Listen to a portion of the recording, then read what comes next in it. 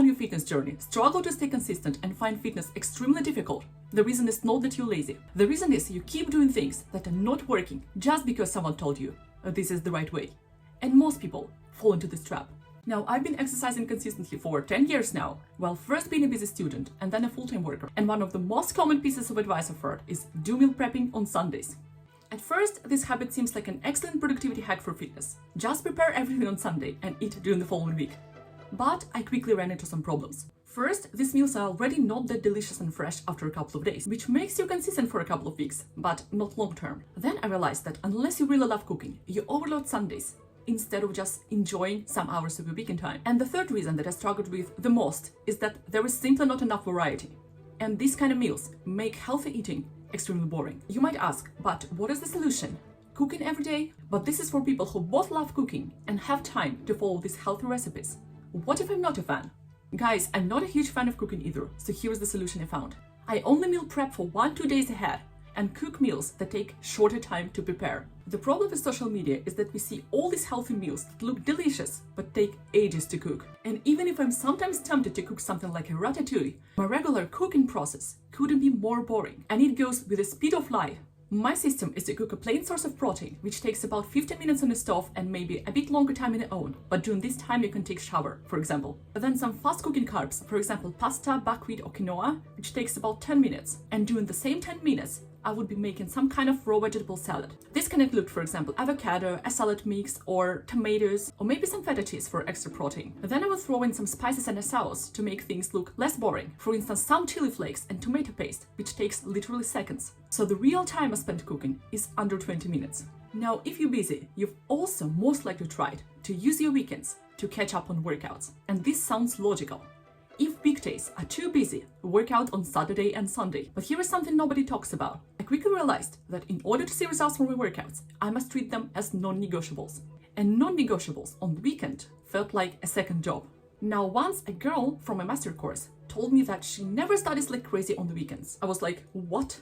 How is this possible? And she explained that this way it's actually easier for her to study more productively during the week when she's already at university. And this advice taught me something.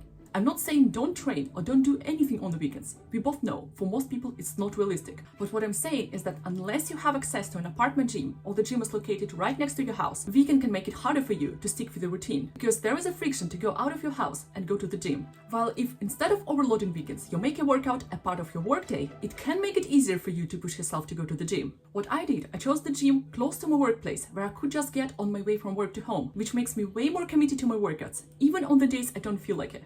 But you might say, well, I'm not going to go to the gym. I'm a busy person, so I'm trying to work out at home.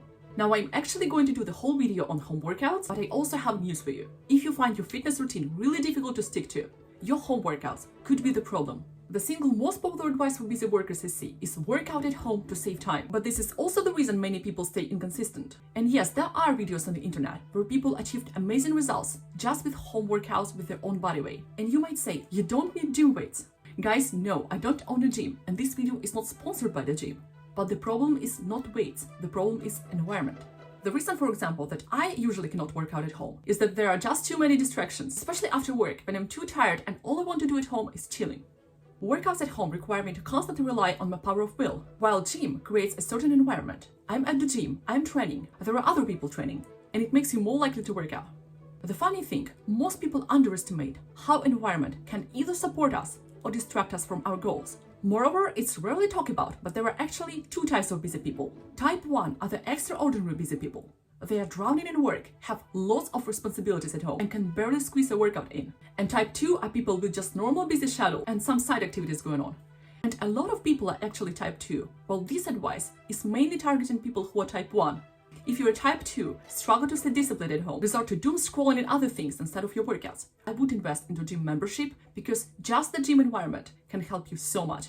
Have you ever seen the guy who occupies the space at the gym with the exercises that could have easily been done at home? Be that guy. However, none of this matters if your plan is sabotaging you in the first place. You know these videos. Get everything done before 9 a.m. And let's be honest, it's a great feeling to know that you've done everything and it's just 9 a.m. You've already done something before going to work. However, what I noticed is that it depends on what kind of activity that is. If you're talking about workouts, in my experience, it becomes highly individual. For some people, a morning workout may act like an awakening ritual, but for some others, it means less focus. I noticed that whenever I work out after work, my technique and the quality of my workouts in general are way better. And good technique is something you must have to see results from your workouts. And I don't know about you guys, but I would rather do workouts that give me results instead of fitting into some kind of productivity standard set by someone else. I think this also depends on where you live and the season. I remember I decided to try morning workouts for a month, and it meant waking up at 5 a.m. during winter and polar night. And this was really exhausting. So I decided that yes, maybe a morning warm-up after waking up is a good idea, but the main workout will be scheduled to the time that suits me more. I'm not saying that morning workouts are bad, I'm just saying that working out in the morning doesn't automatically mean you're more productive. And then think about it, there are actually people who have to wake up early and work out before work because this is the only time they are able to find during the day. And if you're not one of those people, there is no point to force yourself to work out in the morning just to fit into the productivity standard, especially if this way you're sabotaging your results. And if you'd like to finally stay consistent with your workouts and get into your best shape yet, I highly recommend you check out this next video.